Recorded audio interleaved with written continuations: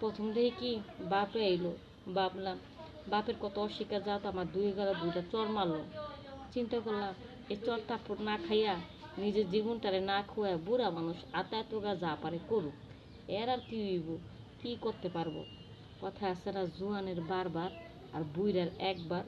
বুইরা হইলে কি হইব, ওই বেড়া আমারে প্রায় 1 ঘন্টা পর্যন্ত এমন ঠাপ দিল, ঠাপ দিতে দিতে আমার তল পেটটা ব্যথা বাড়া ফেলাইল। পরে যখন আমি গোসল করতে গেলাম, একটু পর গোসল করে আমার শান্তি নেই। এই যে গেট খটখট খটখট করতেছে, আমি ভাবলাম হয়তো মনে তাদের কোনো কাজ কামের জন্য ডাকতেছে।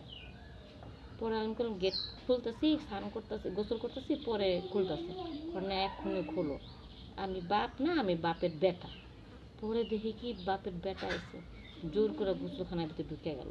একটুখানি খুললা কইলাম আমি গোসল করতেছি, আপনার কি দরকার আমি পরে দেখছি। আমার তোমার দরকার কই এই গেটটা খুলে ঢুকে গেল।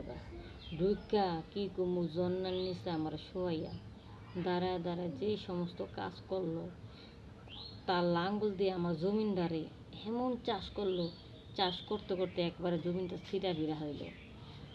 মনে করো রাত বুড়া বাপ পুতে মিললা আমার একটা ফোঁটা ঘুমাইতে দেয় না। এইভাবে 4 বছর চলতে লাগলো।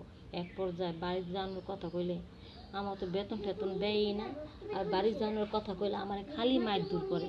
এই 4 বছর ওদিকে বাপ ছেলেগুলো সংসার কইরা যখন নিজের দেশে আয়া ফিরছি, নিজের দেশে আর পরে আমি কানে ধরছি আমি জীবনে বিদেশের বাড়ি নাম লইব না। মা বোনদের একটা কথা কইতাছে, যারা তো ভালো জায়গা পড়ছেন ভালোই, তবে আমি মনে করি ভিন দেশে লাখ লাখ টাকার চেয়ে নিজের দেশে স্বামী সংসার নিয়ে পড়ে থাকবেন, নুন ভাত হইলেও শান্তি।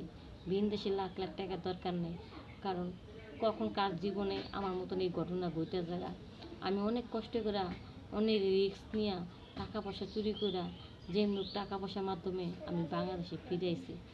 আল্লাহ আমার জীবনটা বাঁচাইছে। আপনারা আমার মতন ভুল করেন না, স্বামীর কষ্ট দেয়া কোনো কাজ করা ধরেন না, তাহলে সেই কাজ সফল হইব না।